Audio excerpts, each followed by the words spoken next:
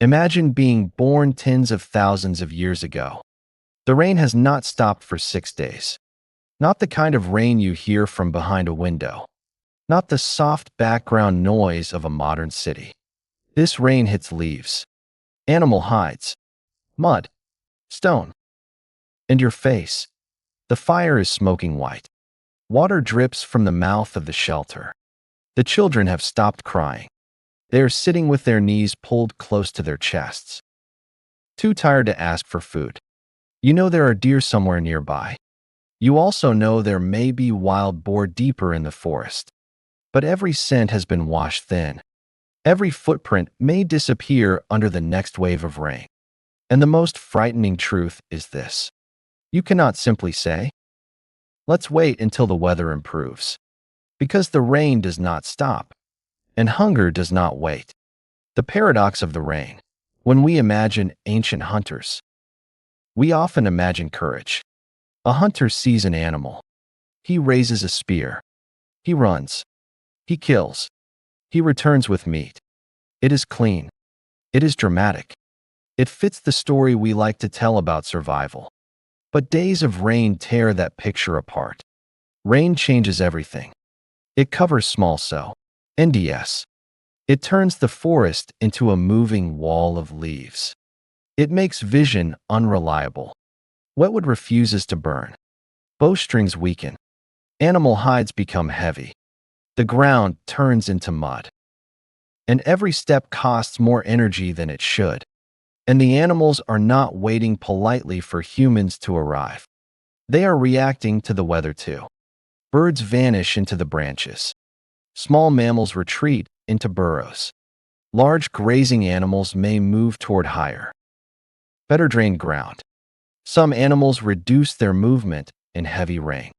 Others emerge in the brief pauses between storms to feed quickly before the sky closes again.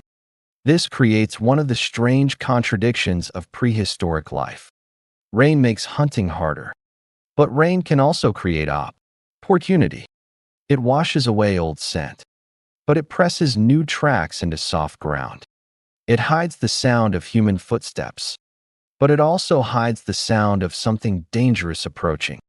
It weakens weapons, but cold, wet animals may become slower, less alert, or more predictable. So the real question was not simply whether ancient people could hunt in the rain.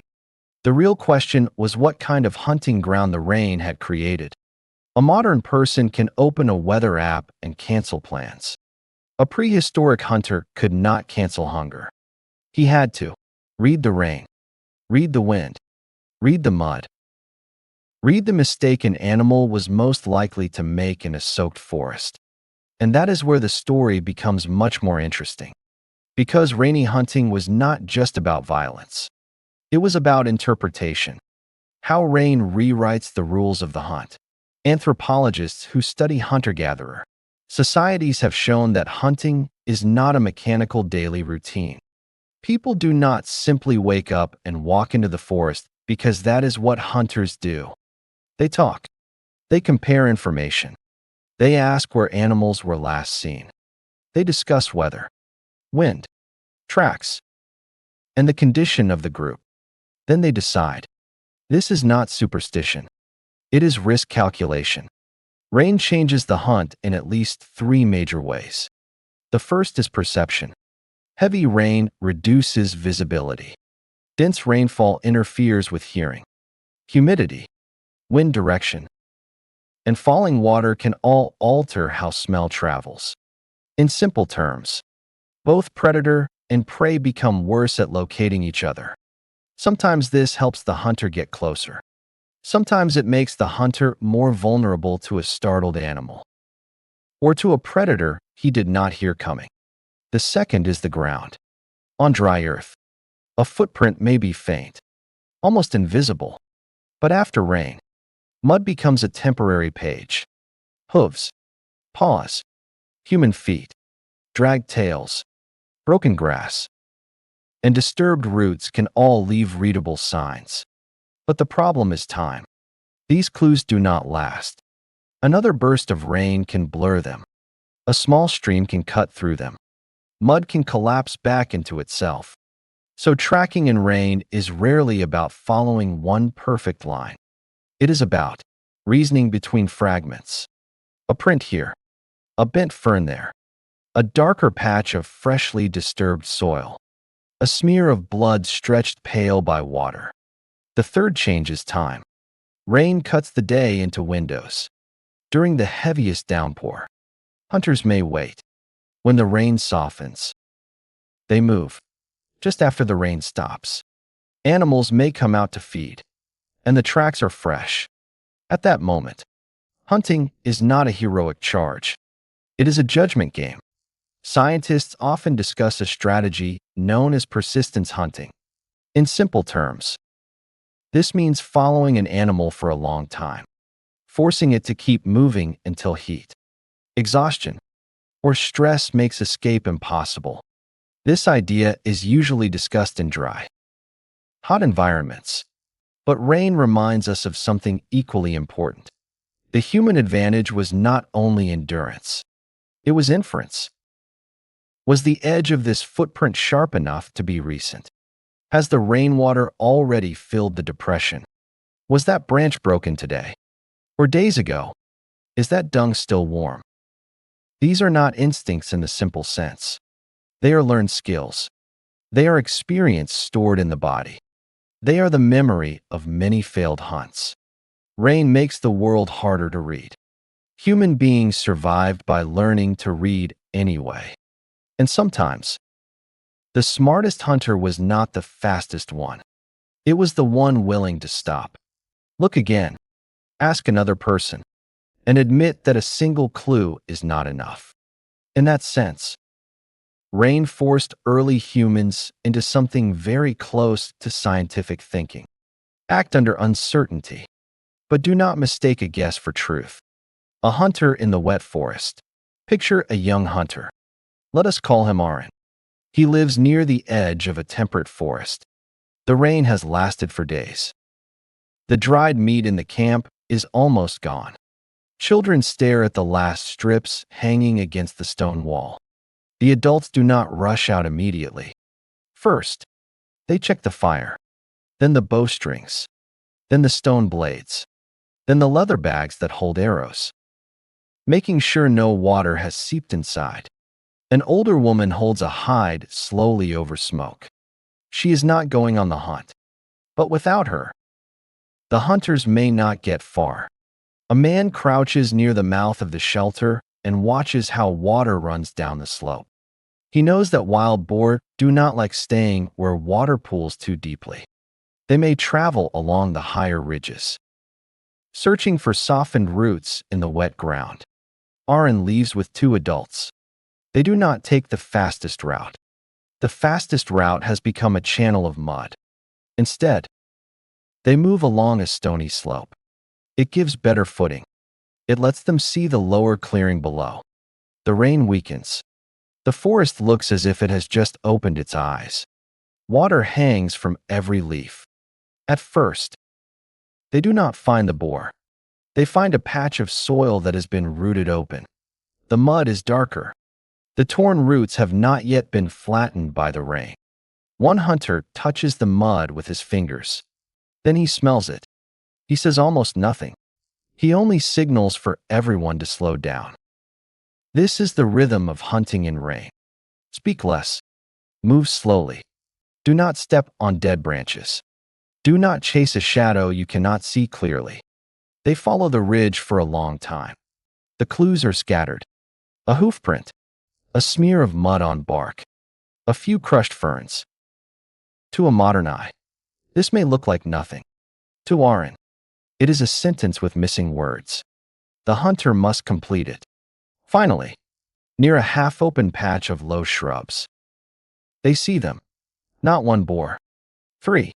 One is smaller. It moves more slowly than the others. The adults do not rush. Wild boar can be more dangerous after rain. When startled, they may charge straight through brush, bone, and flesh. So the hunters move from the side. They keep the wind blowing from the animals toward them, not the other way around. The first arrow flies when the rain is almost gone. It does not kill instantly. The wounded boar crashes into the undergrowth. And now the most dangerous part begins. If the rain returns, the blood trail may vanish. If they follow too quickly, the animal may turn and attack. If they wait too long, it may disappear. The hunter crouches beside the blood. It has been pulled thin and pink by water. He does not follow anger.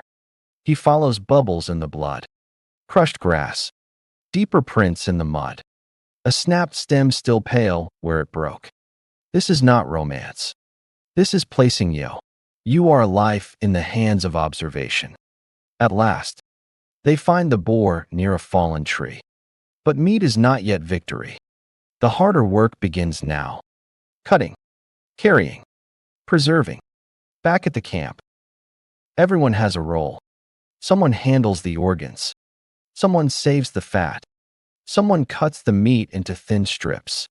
Someone rebuilds the fire and keeps smoke moving over the parts most likely to spoil first. Children watch. They are not watching a hero story. They are watching a system. Aaron will remember something else from that day. The person who shot the arrow was not the only one who saved them. The old man remembered the high ridge. The woman dried the leather bag before they left. The people in camp protected the fire. The younger hunters did not show off on the steep slope. They waited and carried the meat together. In a life like this, the hero is never truly alone. Every successful hunt has a chain of invisible people behind it. If one link fails, the meat may rot, the fire may die, the hunter may get lost, the children may go hungry. A documentary camera loves the moment the spear hits the animal. But the human victory often happens before and after that moment. Preparation, waiting, carrying, sharing, preserving. The less dramatic actions are what turn a kill into survival. Ancient rain, modern rain. Why did ancient people behave this way? Because they did not have a stable supply chain. No refrigerator, no delivery app, no ambulance, no supermarket shelf quietly absorbing the failures of weather, distance, and chance. Several days of rain were not an inconvenience. They could change the entire energy budget of a group. One wrong hunt could injure or kill an adult. One wet bowstring could waste the only clear opportunity of the day. One misread blood trail could lose the animal or lead hunters toward another predator. So ancient people did not survive by being simply brave. They survived by adjusting. They might travel shorter distances, use traps, check fish weirs, follow natural funnels in the landscape, wait for the first quiet morning after rain. Sometimes his smartest hunt is the one you do not attempt today. Sometimes the most important decision is to stay close to the shelter, repair tools, protect fire, and wait until the mud writes the night's movements clearly. They also relied on what we might call broad-spectrum foraging. That means they did not place all risk on one kind of food. If large game was hard to find, there might be fish. If the fish traps were empty, there might be roots. If the roots were scarce, there might be stored meat. If the stored meat was low, the group might reduce movement and protect energy. A modern investor might say, do not put all your assets in one basket. A prehistoric hunter would not say it that way, but he was living the same principle. Rain makes that principle visible. When the forest no longer allows you to behave as you would on a clear day. The survivors are not always the strongest. They are the ones who can change strategies. Modern society has transformed this entire experience.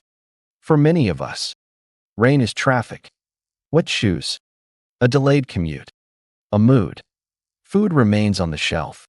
Meat has already been cut, wrapped, chilled, transported, and priced. We no longer need to know when a deer crossed a valley. We do not need mud to tell us whether dinner is possible. This is one of civilization's great achievements. It frees us from making life or death food decisions every morning. But there is a hidden cost to that freedom. When we no longer face nature's risks directly, we may forget that the risks have not disappeared. They have moved into systems. Weather still affects crops. Floods still affect roads. Storms still affect energy grids. Supply chains still determine what appears on a city's table. A week of rain no longer decides whether you can shoot an animal, but it can still decide whether food arrives. Power stays on, or a hospital can function normally. Ancient people read clouds, mud, wind, and animal movement. Modern people read warnings, inventories, maps, and infrastructure. The tools have changed. The deeper question has not. When uncertainty arrives, how do we keep it from swallowing us? There is also a psychological inheritance here. Humans hate losing the ability to read the world. Continuous rain unsettles people not only because it is cold or uncomfortable. It unsettles them because the world becomes unclear. Familiar scents vanish. Familiar tracks deform. Familiar paths become streams. When the environment stops giving clean answers, the brain searches for patterns. That is our advantage. And our danger. We can infer the future from small signs. But we can also be wrong. We can mistake old tracks for new ones. A broken branch for an animal. A lucky success for a reliable rule. The experienced hunter is not more aggressive. He is often more cautious, more willing to doubt himself, more willing to compare clues, more willing to listen. And this may be one of the oldest forms of wisdom. Move when you must. But do not worship certainty you do not actually have. What rain hunting really reveals. So how did ancient people hunt after days of rain? They waited. They watched. They changed routes. They used fresh tracks in mud. They moved in the short pauses between storms. They repaired bowstrings and stone tools. They turned pursuit into ambush. They turned distant hunting into nearby hunting. They fished. They gathered. They checked traps. They made the whole group part of the hunt, even when only a few people entered the forest. But if we stop at techniques, we miss the deeper answer. Rainy hunting reveals that human beings did not survive through one ability alone. Not strength, not courage, not a spear, not even intelligence in the abstract. We survived through flexibility. Flexibility means this. When the environment changes, we change. When rain erases tracks, we look for new impressions in mud. When distance becomes dangerous, we shrink the hunting range. When fire becomes fragile, we protect the ember. When game becomes hard to find, we turn to fish, traps, roots, stored meat, and each other. It sounds less legendary, but it is profoundly human. Many of the things we call civilization grew from this flexibility. Planning, division of labor, storage, risk assessment, delayed gratification, tool maintenance, collective memory, weather prediction, the ability to admit failure, the patience to wait for the next opportunity. Imagine a hunter returning to camp in a prehistoric rainstorm with nothing. He may feel ashamed, exhausted, covered in mud. But if the group still has dried meat, if the fire is still alive, if an elder can explain which ridge to try tomorrow, if the children can learn from the failure rather than starve from it, then the day is not a total defeat. That is one of humanity's oldest strengths. We can fail once without immediately dying, because we have groups, memory, backup plans, ways to spread today's loss across tomorrow. Many animals must simply wait for the rain to stop. Humans redesign the day inside the rain. A dry bowstring, a trap placed before the storm, An ember protected under ash. A game trail remembered by someone old enough to have seen many wet seasons. A group willing to share the last strips of meat. Tiny things, quiet things. Together, they are the beginning of civilization. Today we have radar, weather satellites, waterproof fabrics, refrigeration, and global supply chains. But when floodwater breaks roads, when power fails, when a city suddenly pauses, we rediscover something ancient. Technology matters, but so do judgment, preparation, cooperation, and the refusal to abandon each other when the weather turns bad. Perhaps what ancient people learned during days of rain was never only how to hunt. It was how to find the next step. And the world becomes unreadable. Rain can erase footprints. It can thin the blood trail. It can turn the forest into noise. But it cannot wash away the deepest human skill. To notice change. To accept limits. To reorganize ourselves. And then, carrying the fire, walk into the cold, wet morning.